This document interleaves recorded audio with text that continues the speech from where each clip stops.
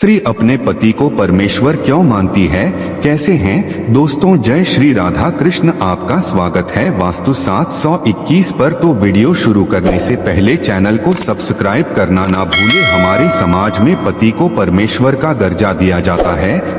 गाहे ज्ञानी लोग स्त्रियों को सलाह देते हैं कि किस तरह उन्हें चौखट के भीतर रहकर मर्यादा की रक्षा करनी चाहिए और पति का आदर करना चाहिए। वे बताते हैं कि स्त्री के लिए उसका पति ही परमेश्वर होता है, इसलिए कुंवारी लड़कियां अच्छा परमेश्वर पति पाने के लिए 16 सोमवार या इसी तरह दूसरे व्रत वगैरह रखती हैं। हमारे पंडित ज्ञानी किसी पुरुष को अच्छी पत्नी पाने के लिए व्रत अनुष्ठान करने की सलाह नहीं देते। हालांकि वे कहते हैं कि पत्नी लक्ष्मी समान होती है, लेकिन किसी परमेश्वर जी को अपनी लक्ष्मी जी के लिए पूजा करते नहीं देखा जाता। पिछले दिनों किसी ट्रक के पीछे लिखा एक दोहा पढ़ा था, दुल्हन वही जो पिया के मन भाए और दूल्हा वही जो पी के घर आए। व्यवहार में स्थिति कुछ ऐसी ही है। समस्या यह है कि जो लोग बताते हैं कि पति ही परमेश्वर होता है, वे यह नहीं बताते कि ऐसा कहाँ लिखा है। बहुत जिज पर कुछ लोग कहते हैं कि ऐसा शास्त्रों में लिखा है और कुछ कहते हैं कि यही हमारी लोक परंपरा है। गीता के 13वें अध्याय में लिखा है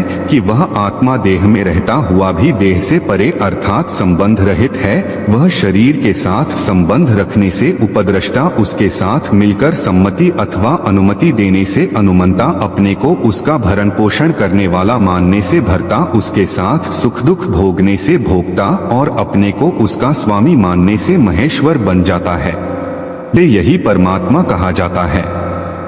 यह हुआ कि इस देह में स्थित आत्मा ही परमात्मा है, वही इस शरीर का स्वामी है, चाहे वह स्त्री हो या पुरुष। लेकिन पता नहीं कैसे धीरे धीरे लोगों ने अपने आप को स्त्री का पत्नी का स्वामी बना लिया और उनसे कहा कि अब तुम हमें अपना परमेश्वर और परमात्मा मानो। पुराने जमाने में लिखने पढ़ने की भाषा संस्कृत थी, इसलिए लोग जो भी लिखते थे वह संस्कृत में ही होता था। इसका मतलब यह नहीं है कि संस्कृत में जो कुछ भी लिखा है वह सब कुछ शास्त्र है। जैसे आज बाजार में कई तरह की किताबें हैं, लेकिन सब ज्ञानपूर्ण और विश्वसनीय नहीं हैं। उसी तरह से उस जमाने में कई छोटे मोटे पंडित अपने कुछ अधकचरे विचार लिखकर उसे फला पुराण या ढिमका शास्त्र का नाम दे देते, लेकिन उनकी बात पर भरोसा करने की कोई वजह नहीं है। आखिर गीता से बड़ा शास्त्र और कौन होगा? उसमें परमात्मा का जो स्वरूप बताया गया है वह ऊपर उद्धृत है, तो फिर पति परमात्मा कैसे बन जाते हैं? यहाँ बाजी पलटने के बाद लोग परंपरा का हवाला देते हैं, कहते हैं कि हमारी यही संस्कृति है, यह सबसे महान है, इसे निभाने से ही कल्याण होगा।